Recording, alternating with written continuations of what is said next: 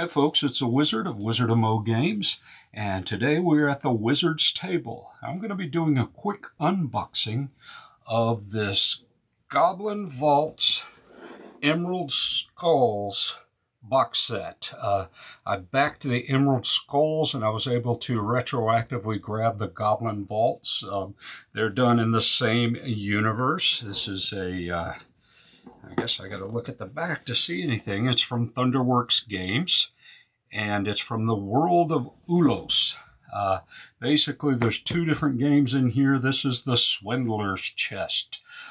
So I'm just going to open this thing up, and we'll see what it looks like. So nothing on this side. It looks like we have some sort of funky looking lock mechanism there. Nothing on this side, and this is the Swindler's chest right there. So let's go ahead and open this up and see what we got here today. Toss that down. So looks like we have the Emerald Skulls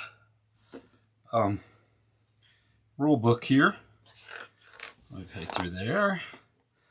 Yeah, there's the little board for it. So this one is a dice rolling press your luck type game where people are betting whether you're going to achieve your goal or not achieve your goal, and you'll score points, but the points are scored with gears. Apparently this is in a goblin prison, and this is one of the games that the goblins play while they're in the prison itself. I think both of the games are.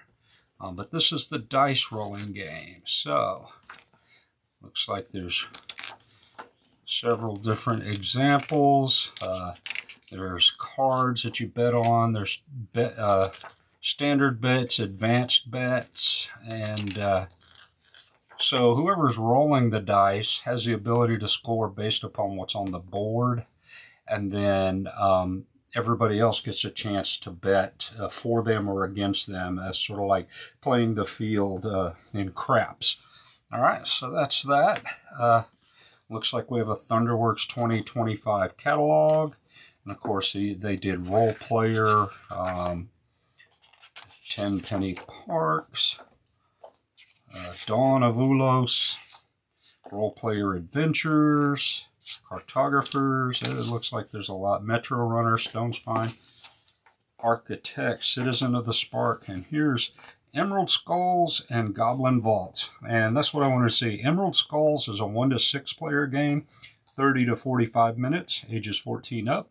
Goblin Vaults is a 1 to 5 player game, 30 to 45 minutes. So both of these have solo options, and we plan on getting it at the table. Wizard of Mo Games is going to play both games this Friday and stream it live. So you'll get a better look at these here in just 2 days.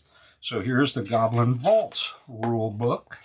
And so this one is more of a tableau building type game where you bid on cards, almost trick taking, but not quite. It's bidding, but it will be a trump suit that allows you to overbid people. And then you have to set up little vaults. And we'll show you more about how that works too. There's several different things in it that can score points. Now these are the gears we're talking about. It looks like punch board for gears. This is the first player token, the Goblin. And it looks like they also have some 5-point gears, some 10-point gears, and I believe the gears are common to both games, but it looks like they gave you enough here to keep going. I think, from what I understand, in each game, you would place a certain number of gears based upon the player count into the pool, and they are a limited number. So we'll move this over here. Looks like we got oh, look at this. Some sort of plastic box. We got a handy dandy score pad that shows number of gears. This looks like it's for Goblin Vaults itself. It's thick too. There's a lot of them there. 1, 2, 3, 4, 5. And this is the player board, and I just wanted to show that to you. It's got a nice little skull in the back. But this is the Emerald Skulls board, which is cool. Shows your scoring down one side if you chicken out or gem out or bust or empty hand or gem, and you can score points on either side of the board. But in this, you're going to be rolling dice and then placing them on the board, and each time you roll, you have to place in a higher slot. You're trying to basically empty your hand and score as many points as you can. You can also spend gears to buy more dice and roll them, so that can really change things up. So we'll set that guy aside, and the reason why is because as part of this deluxe set, I'm going to need to roll this out. There is the Emerald Skulls board in a neoprene mat. So that makes it a whole lot bigger. More people can get in and bet on it. You know, I'm not even going to put that back in the bag. I'm just going to let that rip. So that's real nice. I'm probably going to have to roll it. Oh, what's this?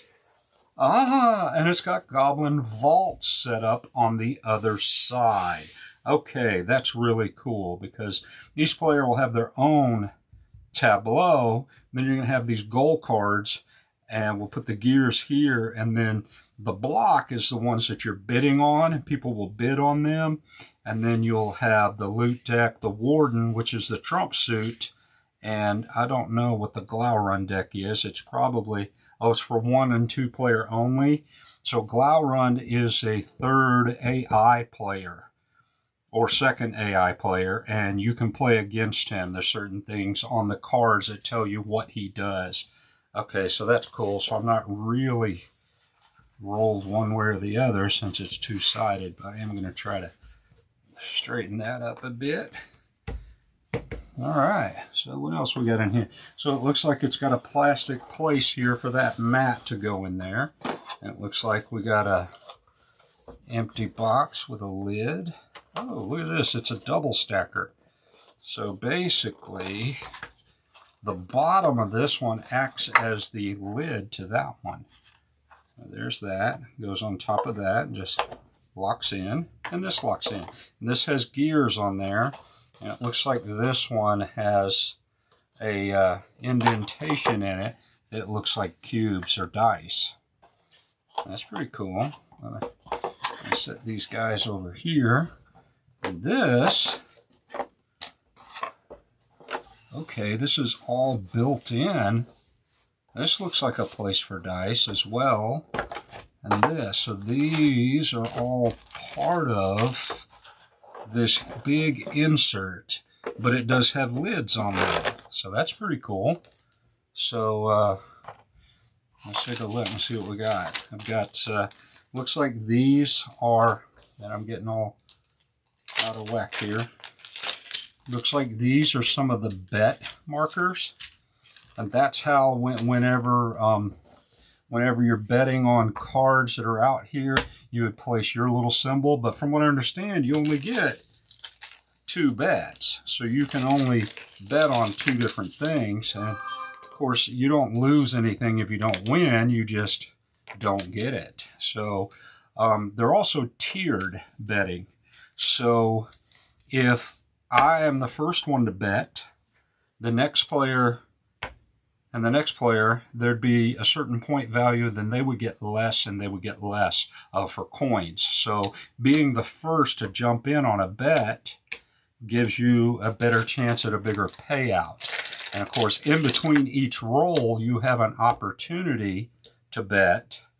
You know, whenever the thrower picks up the dice, you're going to get a chance to bet. So if you bet early, great, but you're not certain what the outcome is going to be. If you bet late, better chance of seeing what's developing and what's going to happen, but you're probably going to be lower in the payout.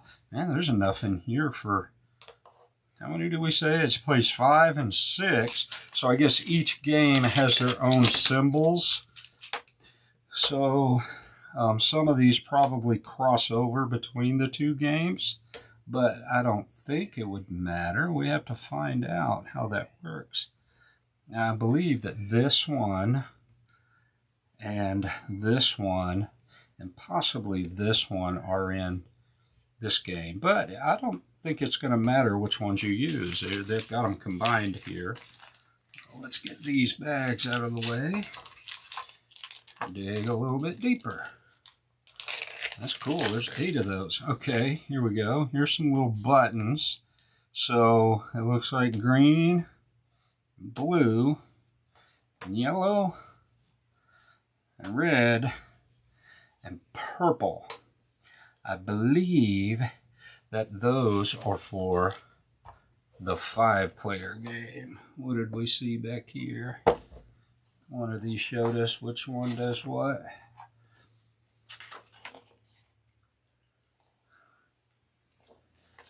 Somewhere. Oh, it was in the catalog. It told us.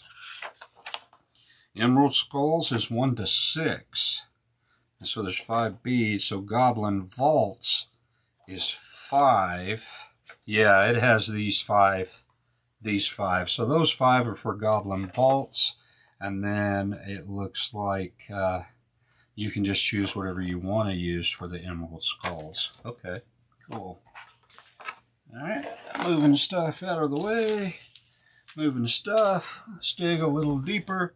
I don't want to go too long with this. Looks like we have an out reference and a play sequence.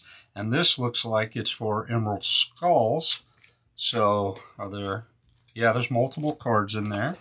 And these are the bet cards. So, on this, you got the Pick and Bust and the Mad Nargash, I guess, if you use all skulls. Now, skulls are supposed to be wild, so these look like bet cards and more out reference sheets. And it looks like it's per player. It's got the little symbol in the corner, a couple of the little symbols here. So you can see the little, looks like, I don't know, a helmet and eyeball there.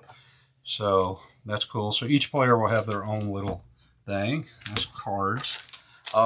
Cubes, that's probably this little box that shows cubes or green cubes. And what they are in this game, they are re-roll tokens.